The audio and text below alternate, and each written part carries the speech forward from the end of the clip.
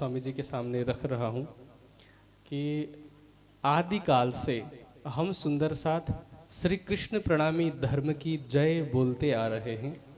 अब साहेब क्या निराकार की ओर नहीं ले जा रहा?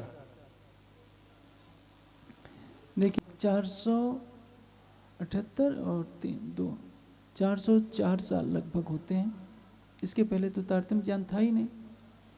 जो श्री कृष्ण प्रणामी धर्म की आप जय बोलने की बात करते हैं तो तारतम वाणी में कहीं भी श्री कृष्ण प्रणामी शब्द नहीं है।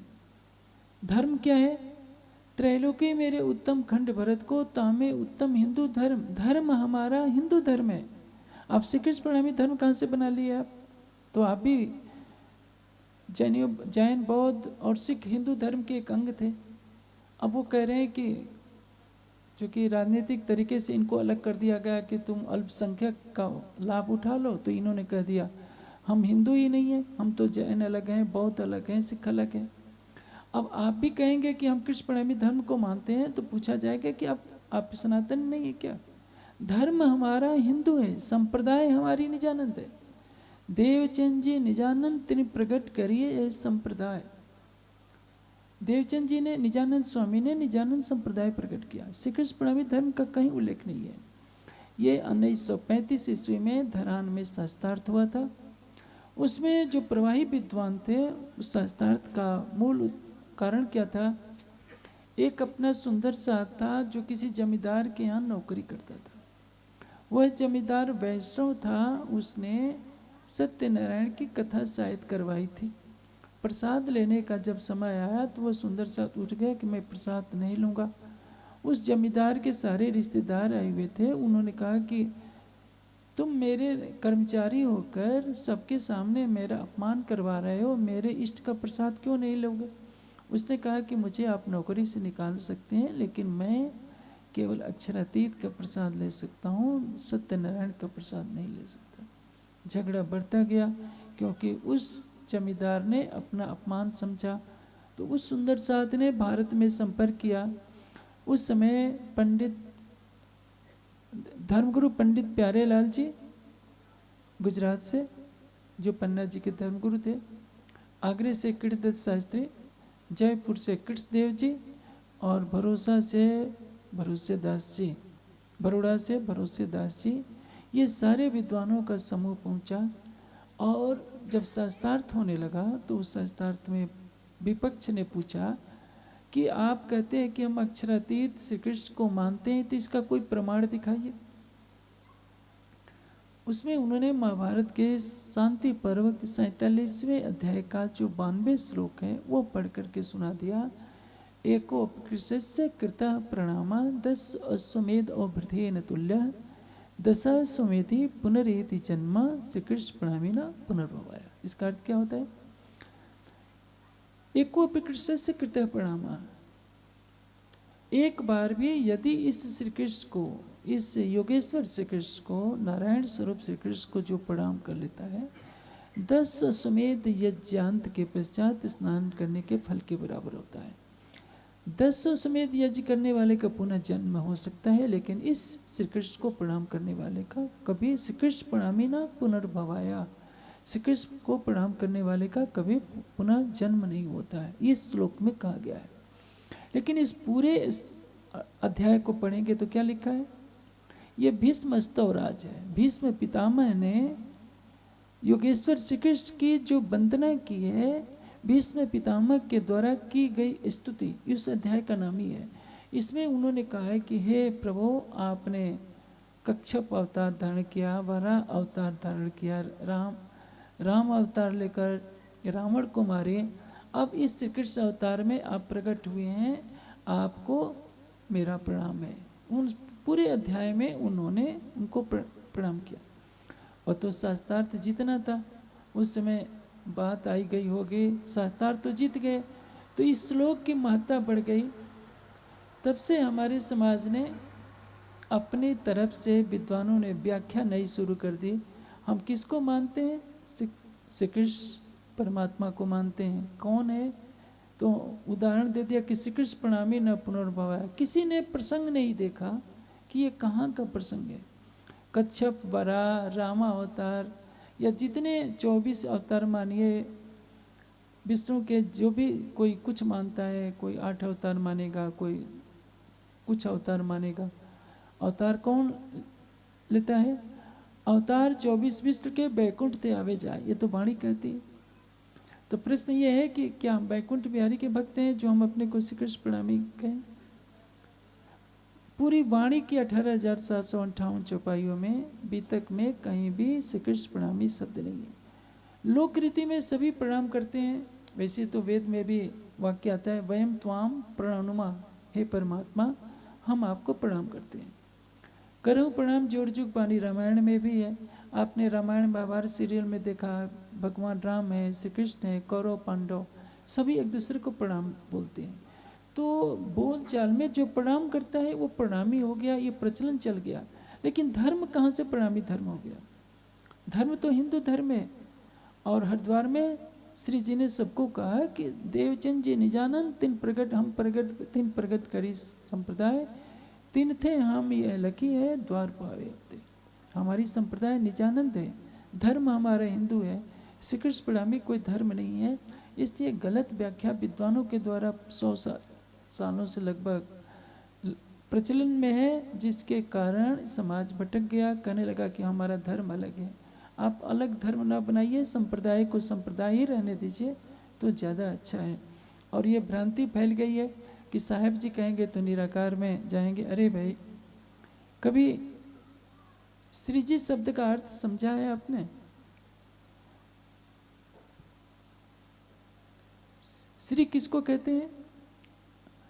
यजुर्वेद के पूर्व सूक्त में कहा गया है कि श्री चाहते लक्ष्मी चाहते। श्री किसको कहते हैं? जिसकी अनंत शोभा है उसको श्री कहते हैं।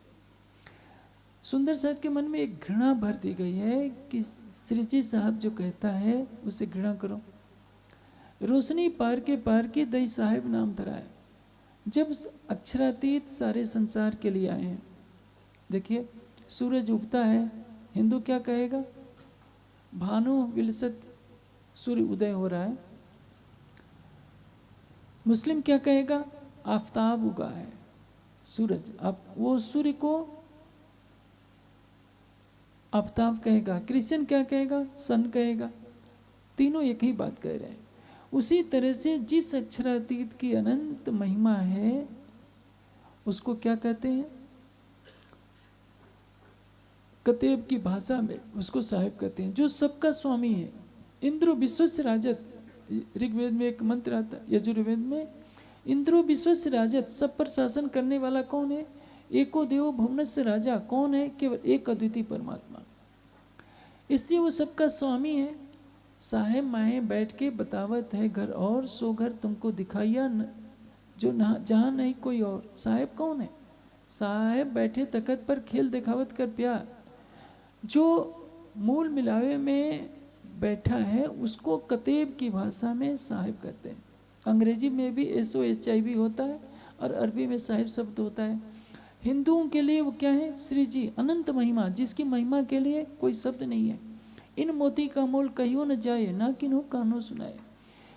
सोई जले जो मोल करे और सुनने वाला भी जल मिले। प्राणनाथ की महिमा के लिए कोई दुनिया में शब्द नहीं है। किसी के कानों में इतनी सामर्थ्य नहीं है कि उनकी अनंत महिमा को सुन सके। सोई जले जो मोल करे, जो उनकी महिमा को सीमित करता है वो प्रायश्चित की अग्नि में जल लेगा और सुनने वाला भी जल मरे। जो कहता है कि मैंने राज्य की महिमा को पूरी तरह सुन लिया है वो भी प्रायश्चित का दोषी होता है। श्री जी साहेब जी शब्द श्री जी शब्द कितनी बार आया है? वाणी में 3 बार आया है, सटृति में 1 बार आया है।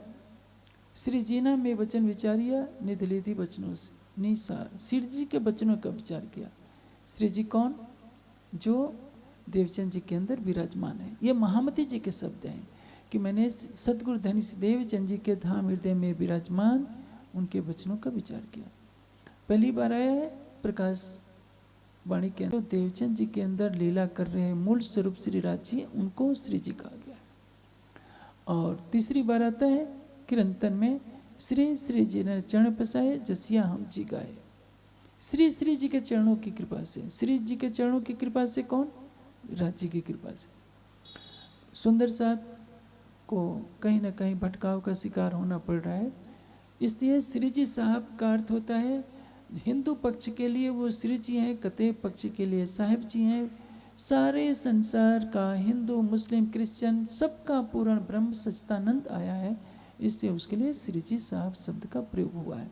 इससे कहना है कि जो श्री जी साहब कहेगा वो निराकार में जाएगा, बहुत बड़ी हंसी की बात है। हेलो स्वामी जी, दूसरा प्रश्न है कि जो सार शब्द 11वीं सदी में कृष्ण आया वह अब 14वीं सदी में साहेब होना कहाँ लिखा है? वैसे तो जब मैं ये दूसरा प्रश्न पढ़ रहा हूँ तो मुझे पहले प्रश्न से विरोधाभास दिख रहा है, क्योंकि पहले प्रश्न में कहा है आदिकाल से और फिर दूसरे प्रश्न में कहा गया है कि 11वीं सदी में आया। फिर भी मैं स्वामी जी के सामने प्रश्न पुनः रख रहा हूँ कि जो सार शब्द 11वीं सदी में कृष्ण आया वह अब 14वीं सदी में साहेब होना कहाँ लिखा है? देखिए 11वीं सदी कब पूरी होती है? 1090 हिजरी 1735 में 11वीं सदी पूरी होती है। तो तारतम वाणी का अवतरण कब होता है? 1715 में। रास ग्रंथ में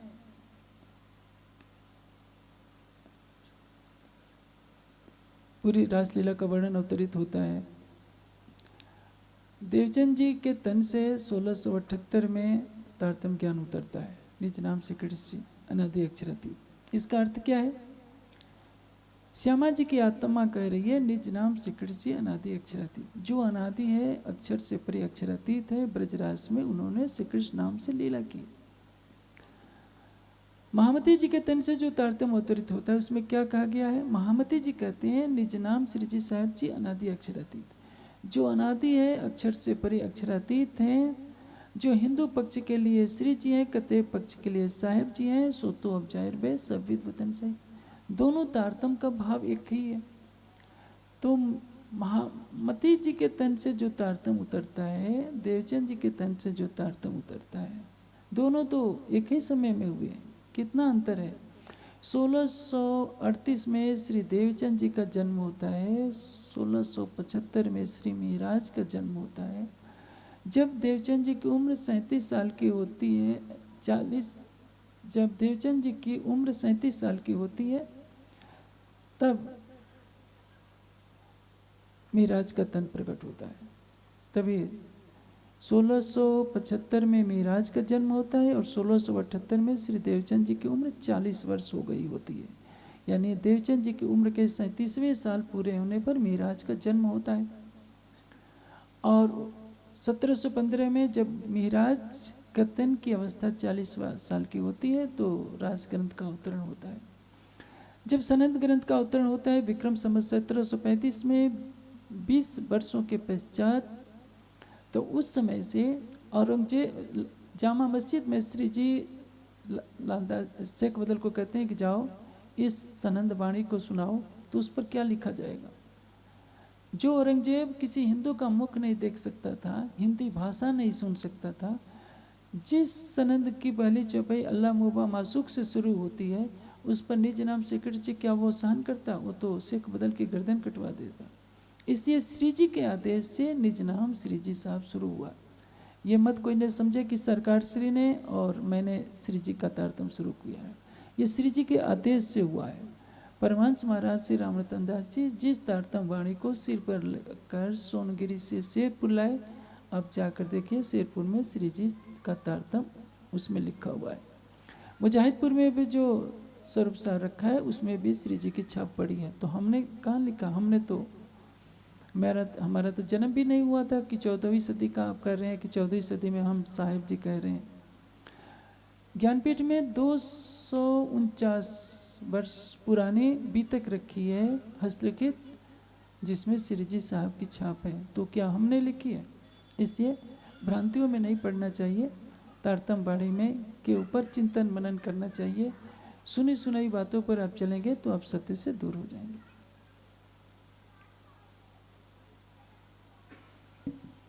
स्वामी जी अगला प्रश्न है कि और जो द्वापर युग में 11 साल 52 दिन की शक्ति पूर्ण ब्रह्म परमात्मा का आवेश आया उस वजूद का नाम का उच्चारण गर्गाचार्य ने कृष्ण रखा, इस नाम से परहेज क्यों है?